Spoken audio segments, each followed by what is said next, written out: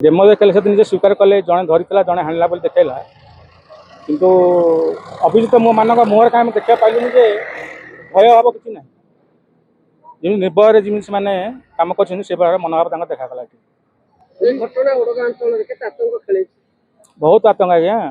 जो चोरारे जो खनि चलुची जो 2 दिन तले जो घटना घटीगला ताकू नहीं जनसाधारण जी भयभीत अच्छा माने ए विषय में बाहर चर्चा करने लोक मन भय अच्छी जे खनि बाबद आलोचना कले काले से बाड़े कि मारे कि कौट धरवे कौन करेंगे धमक देखिए कौन करेंगे ए विषय जोर से चर्चा चलती पुलिस तदंत ठीक करें भावुँ किंतु से दिन रात जो दिन रात पुलिस की फोन करते संतोष बोली जो पिला फोन करता पुलिस आसबार विलंब हवा सकाशे ए घटना घटीगला जब पुलिस ठीक समय आसपार था ताले घटना घटना से गाड़ी की देखिए पुलिस फोन कले जब साथी से आसपार था ताले ये अघटन घटी ना किए धरला किए हाणीला जिन डेमो कले आम रेकर्डिंग रखी इन्वेस्टिगेशन पार्ट रोटे गोटे हाइलाइट केस बहुत जघन्य अपराध होता जोटा आम बड़ चैलेंज था आम से भी सक्सेस कर देखिए मुख्य अभियुक्त जी थे मानस आ महंत से दिगरे आम सजग अच्छे आम एविडेंस कलेक्शन कर अंडर इन्वेस्टिगेशन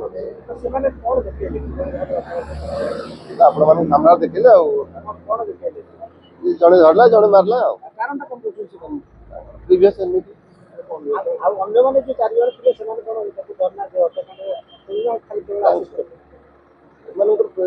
इन्वेस्टिगेशन चलती कहार केते दूर इनवॉल्वमेंट अच्छी देखा समस्त सामान इनवॉल्वमेंट न किए असिस्ट कर कन्स्पिरेसी कर चलना इन्वेस्टिगेशन आरंभ होला कन्फर्म हम किए आहरी फर्दर भी इन्वेस्टिगेशन आउ किए बाहरी पारती किए असिस्ट करेंगे ओपन इन्वेस्टिगेशन ओपन अच्छे दरकार पड़े अणा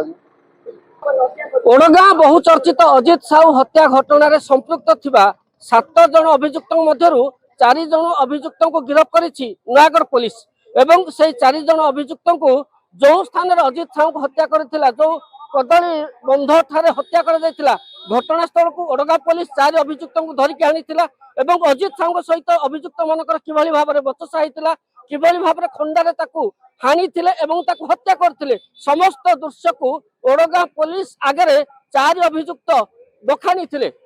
नयागढ़ उत्पल कुमार साहू ओटीवी।